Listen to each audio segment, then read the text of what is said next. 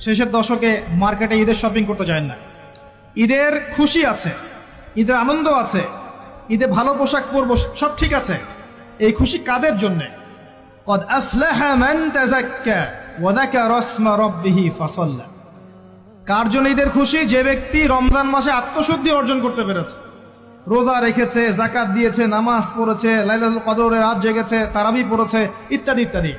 এই ব্যক্তি আত্মশুদ্ধি অর্জন করেছে, এই ব্যক্তির জন্য ঈদের খুশি।